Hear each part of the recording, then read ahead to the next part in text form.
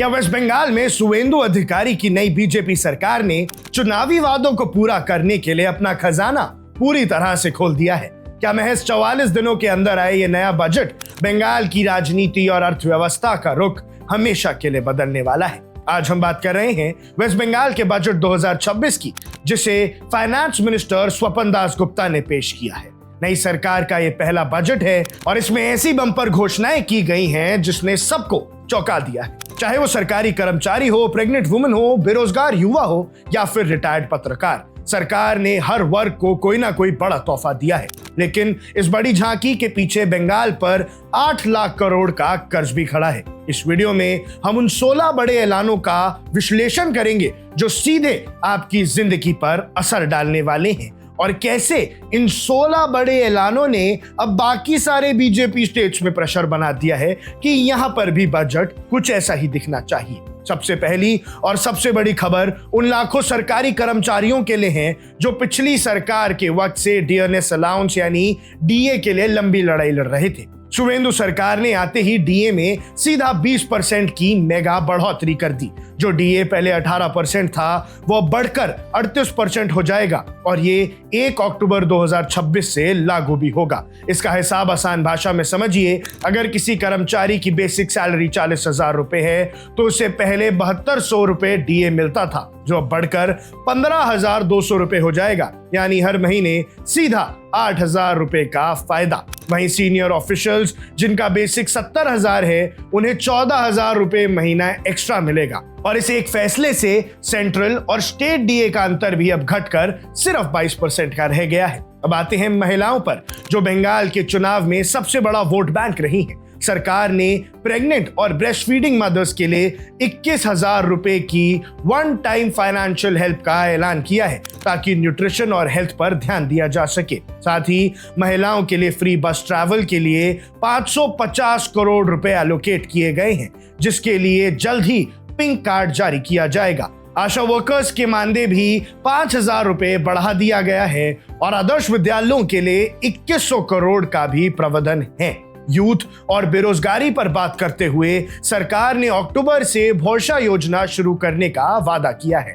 इस स्कीम के तहत जिन परिवारों की सालाना आय 1 लाख रुपए से कम है, वहां के ग्रेजुएट बेरोजगार युवाओं को 3,000 रुपए और बाकी अनएम्प्लॉयड यूथ को 2,000 रुपए महीना मिलेगा। इसके अलावा 1 लाख सरकारी पदों पर भर्ती निकलने का ऐलान हुआ है, जिसमें से 20,000 पुलिस और 50,000 टीचर की पोस्ट होंगी और इन सभी नौकरियों में 33% सीट्स महिलाओं के लिए रिजर्व की जाएंगी। साथ ही अपर एज लिमिट में 5 साल की छूट दी जाएगी, वो भी अगले 2 साल तक। एक और अनोखा और बड़ा ऐलान मीडिया जगत के लिए है। जो रिटायर्ड पत्रकार हैं उन्हें 5,000 रुपए मंथली पेंशन दी जाएगी, जो उनके बुढ़ापे के लिए एक बड़ा सपोर्ट बनेगा। वहीं दूसरी तरफ एमएलएस को खुश करने के लिए विधायक निधि यानी एमएलए फंड को 70 लाख रुपए से बढ़ाकर सीधा 1 करोड़ रुपए कर दिया गया है। अब हर एमएलए अपने इलाके में 30 लाख रुपए ज्यादा का विकास कार्य कर सकता है। इसके अलावा पॉलिटिकल वेंडेटा यानी झूठे केसेस में जेल गए लोगों के लिए भी सरकार एक विशेष भत्ता लेकर आई है। भैया, गवर्नेंस और एडमिनिस्ट्रेटिव लेवल पर इस बजट में बदलाव दिख रहे हैं, बहुत बड़े बदलाव है। बंगाल में एडमिनिस्ट्रेटिव कन्वीनियंस के लिए 5 नए डिस्ट्रिक्ट्स बनाने का प्रस्ताव भी है। कोलकाता, बासीरहाट, सुंदरबन, जांगीपुर, आरामगढ़ और कांथी में एक नया पुलिस डिस्ट्रिक्ट और गोपीबल्लभपुर में नए सब डिविजन्स बनेंगे। शिव मंदिर, गजोल और चंचल समेत 9 नई म्यूनिसिपैलिटीज भी बनाई जाएंगी। कनेक्टिविटी को बूस्ट देने के लिए कोलकाता के पास कल्याणी में नए एयरपोर्ट के लिए 1000 से 1500 एकड़ जमीन मार्क की जाएगी और उड़ान स्कीम के तहत पुरुलिया, बलुरघाट और मालदा में नए एयरपोर्ट्स पर काम होगा। नॉर्थ बंगाल के लिए एक इंटरनेशनल स्टेडियम का तोहफा भी दिया गया है। लेकिन इस बजट का सबसे बड़ा स्ट्राइक है शराब की दुकानों पर सख्ती। नए कानून के मुताबिक किसी भी स्कूल, हॉस्पिटल या रिलीजियस स्पेस के 1 किलोमीटर के दायरे में लिकर शॉप का लाइसेंस नहीं मिलेगा। कोलकाता म्यूनिसिपैलिटी के एरियाज में ये मिनिमम डिस्टेंस 500 मीटर तय की गई है। साथ ही बिजनेस सेक्टर के लिए एक नया लॉ लाया जा रहा है जो एक्सटॉर्शन और गुंडा टैक्स यानी सिंडिकेट राज से व्यापारियों को मुक्ति दिलाएगा। करप्शन रोकने के लिए एआई इम्पैक्ट प्रोग्राम शुरू होगा जिसके तहत ऑनलाइन एग्जाम, स्क्रूटनी और सैंड कोल की नीलामी पूरी तरह ऑनलाइन होगी।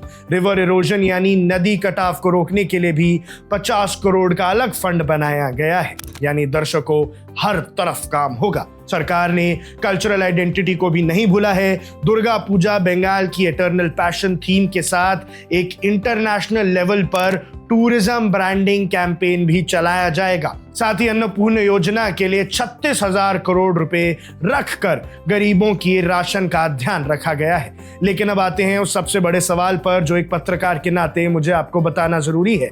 इन सारी लोक लुभावन योजनाओं के बीच वेस्ट बंगाल पर कुल कर्ज 8.15 लाख करोड़ पर पहुंच गया है। जी हां दर्शकों, 8 लाख करोड़ से भी ज्यादा का कर्ज। 44 दिन पुरानी सुवेंदु सरकार ने एम्प्लॉइज को डीए देकर और युवाओं को भत्ता देकर अपनी पॉलिटिकल पकड़ को तो मजबूत कर लिया है और पिछली सरकार के खिलाफ जो असंतोष था उसे कैश करने की पूरी कोशिश की है। लेकिन इस भारी भरकम डेट के बोझ के बीच इन सारी स्कीम्स को जमीन पर उतारना और बंगाल की इकोनॉमी को ट्रैक पर रखना इस सरकार के लिए आगे चलकर सबसे बड़ी चुनौती होने वाली है। आपको क्या लगता है, क्या ये बजट बंगाल की किस्मत बदलेगा या कर्ज का बोझ और बढ़ जाएगा? अपनी राय हमें कमेंट सेक्शन में जरूर बताइएगा। अब देख रहे हैं वन इंडिया, मैं हूं आकर्ष कौशिक।